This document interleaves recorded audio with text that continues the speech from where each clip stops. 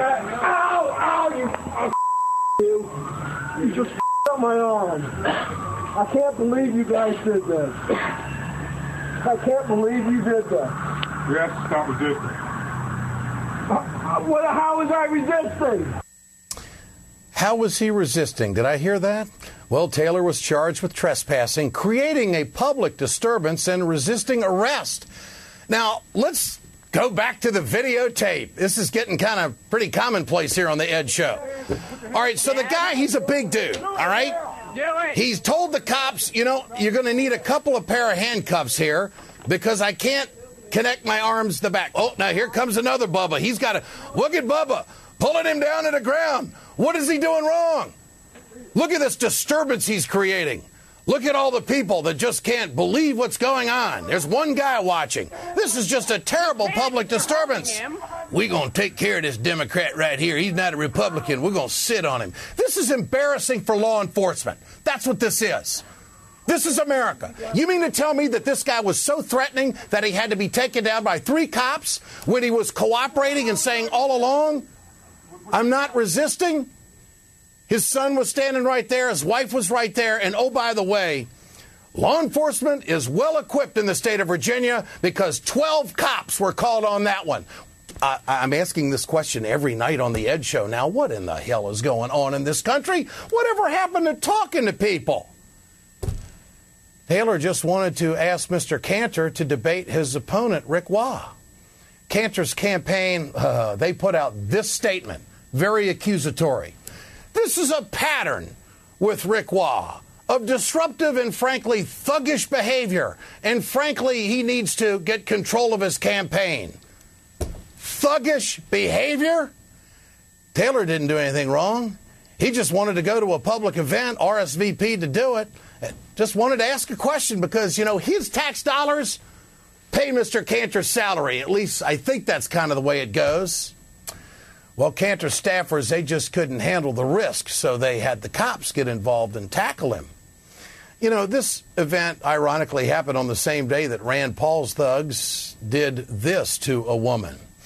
Tea Partiers disrupted Democratic town hall meetings, if I can remember the news stories correctly, during the health care debate. Remember all that shouting and all that intimidation that was going on? I don't believe anybody got kicked or thrown around or arrested or any of that kind of stuff, or taken to the hospital. So now we have Democrats getting assaulted for what? Well, hell, they're practicing free speech. We can't let that happen. This is embarrassing to this country. There are other nations watching Americans act like this. It is embarrassing. It is not the moral high ground. And some of these countries that we've invaded, that we're trying to say bring freedom and democracy to these other countries that we've invaded, they're saying, hey, they shut people down at political events in America when they speak up. They have cops gang tackle guys right there that aren't even threatening. Well, it doesn't stop there. Out in Washington, oh yeah, there's another event. Out at Washington State, and Walla Walla Union Bulletin is reporting that more Republican violence against liberals. Can you believe it? Now, this girl, she's a threat. She's a 23-year-old ass kicker right here. Christy Stordu.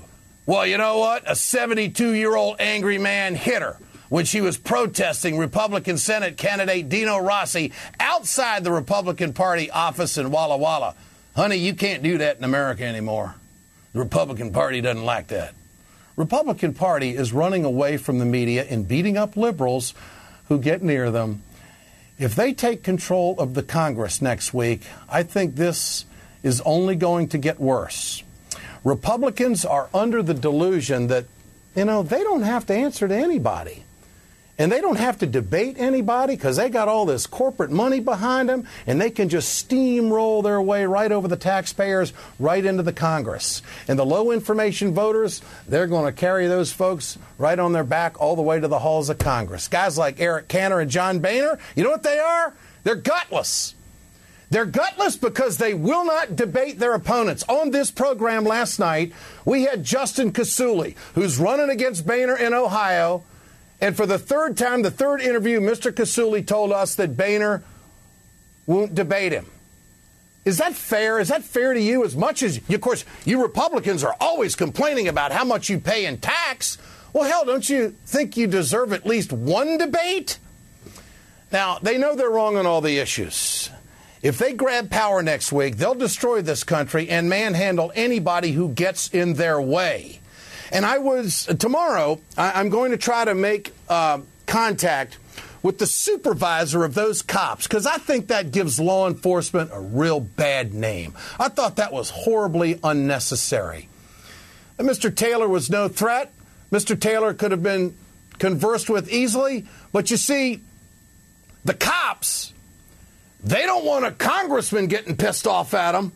No, heck no, they don't want Eric Cantor. Hell, he could be in the leadership, because it looks like they might take over the House. So these cops, you know what they're doing? They're in lockstep. I invite any one of those three officers in the videotape to come face-to-face with me on this program and tell me why that was necessary to manhandle that American like that. Why? Because he wanted to speak up? He wanted to go ask his congressman a question? If you're in Iraq tonight and you're watching, we got a lot of problems over here, too. Tell me what you think in our telephone survey. The number to dial is 1-877-ED-MSNBC. My question tonight is it okay for Republicans to ban Democrats from their political events? Press 1 for yes, press 2 for no. We'll bring you the results later on in the show. Now, this gentleman's going to get about 6 minutes to explain exactly what happened. Joining me now is Jonathan Taylor, a Democrat. He's a Democrat now. He was arrested at the event for Congressman Cantor. Mr. Taylor, good to have you with us tonight. I appreciate your time. What happened when you walked into the cafe? Well, when I walked into the cafe, the first thing I did was just sat down at a table with some other Democrats. Then later I went back and got some coffee with my son.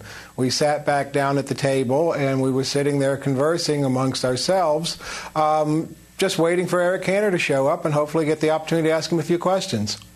Were you carrying a sign? Did you have stickers? Were you disruptive in any way? We had nothing of this. We had nothing of the sort. We were all dressed in street clothes. I mean, I had my teenage son with me. One of the ladies had her granddaughter, and the other had her daughter with her. We were just sitting at a table, drinking the establishment's coffee, minding our own business.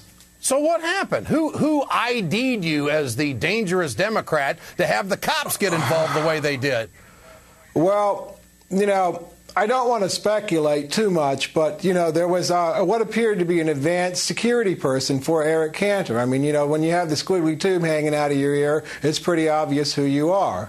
The man was talking actively, not only to the two police officers who'd arrested me, on and off for half an hour, numerous other police officers, and was in and out of the restaurant talking back and forth to other Republicans, you could see by the Republican stickers, back and forth, nailed to his BlackBerry. So obviously, at one point when I went outside the restaurant just to say hi to some other Democrats that were starting to arrive, he asked me to move my car, which is parked on a public street. I said, look, it's a public street. I put my quarter in. I have a right to have it here. Were you harassed by law enforcement? Were you harassed? Up until the time... Go ahead. Up until the time I was put on the car, no. I mean, that's where the whole thing went south. I mean, I left the place willingly. They basically gave me a choice.